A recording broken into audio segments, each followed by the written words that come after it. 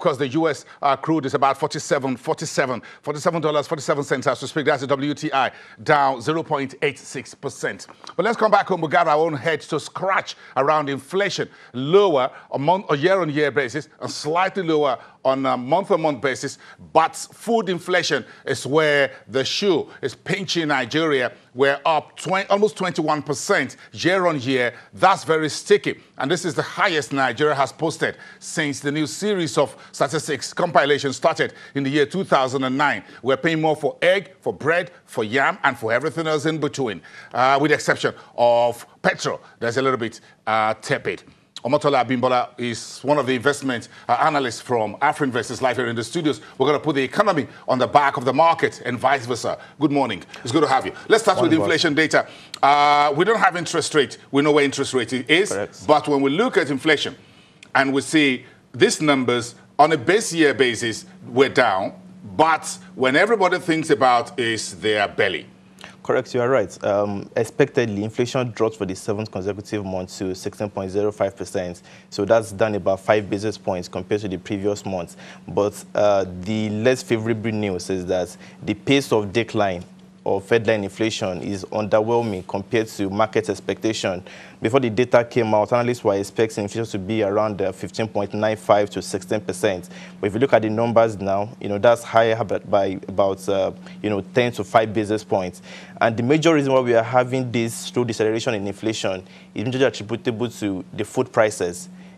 Food inflation rose by about 30 basis points to 20.28% compared to the core inflation, which dropped year-on-year to 12.2% from 12.5%. So essentially, the increase in food inflation is offsetting the large drop in year-on-year core prices that we are seeing in the economy.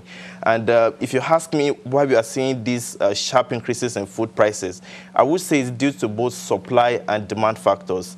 Supply in the sense that we have a seasonality period, which typically affects how prices of food is going to be moving in the economy. So during harvest season, prices usually come down, and during planting season, prices go up. So right now we are still, approaching the end of the planting season.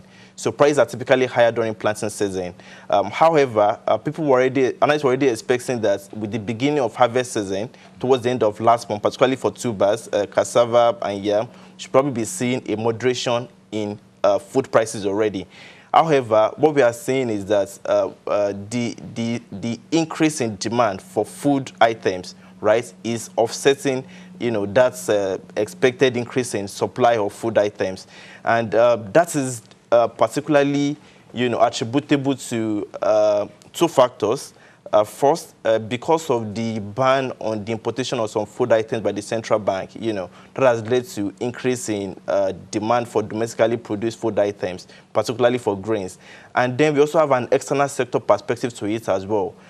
Nigeria typically supplies the whole of the Sahel region with grains, right? And with the depreciation of Nigeria's currency in the last 2 years, we have seen increase in demand for domestic produced grains, particularly from neighboring countries like Chad, like Niger, like Benin Republic. So all these factors, right, are affecting Nigeria's food inflation and as well as the headline inflation as well. Do you think the markets will take anything from this economic data first thing on Monday morning to go into the this week's trading day, the final trading week in August, then we step into September around Friday?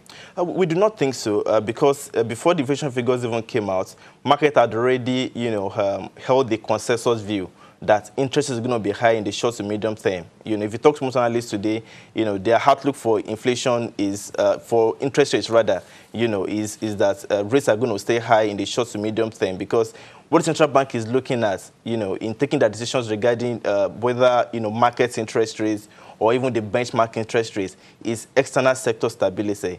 They are focusing more on the FX markets than inflation. However, with inflation numbers disappointing in the past 7 months, because if you look at year-on-year headline inflation in the past 7 months, it has been coming above analyst consensus.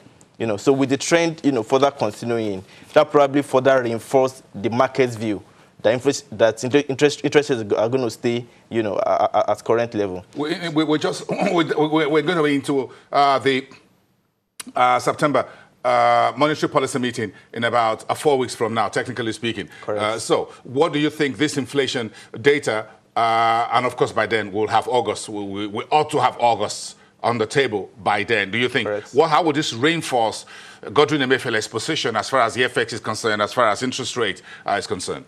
I guess for MPC members, they're going to take the inflation reports, they will take the positives out of it and the negatives out of it as well. Positives in the sense that monetary policy is mostly concerned about core inflation, right?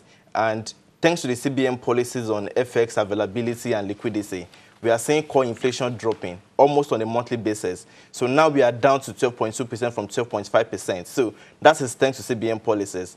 However, with the pressure we are seeing on food items, which typically is also the purview of monetary policy, right? That will probably still complicate the response of monetary authorities. So for us, we do not expect any change in all the monetary policy variables, by the central bank at the September meeting and even at the last meeting for the year as well. Because even if you look at the current benchmark interest rate at 14%, it is significantly below the market yield, right, of 18.5% for the 1 year, Treasury bills paper. So if there's going to be a change in interest rates policy at all, it will first come from the market side before the MPC will take a decision on cutting, benchmark interest rates. So for us, we expect no change at all these meetings. No change. Central Bank will keep to the FX side of things.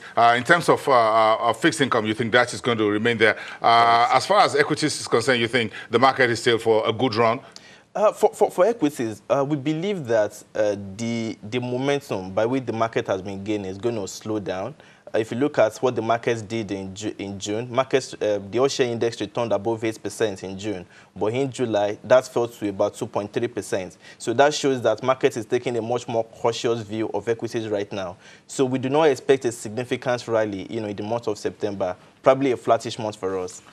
Okay, that's the view from AfroInvest. Thank you very much. That's one of the members there. Omotola Abimbola, one of the investment research analysts from AfroInvest. When we come back after the break, President Muhammadu Buhari, foreign policy pact with the United Arab Emirates, with the Sahel region, which you've talked about. Some of Nigeria's grains are heading out, including petrol products. Now, what do we make of all of this? Dr. Bongo Adi from Lagos Business School will be sitting right here after this break.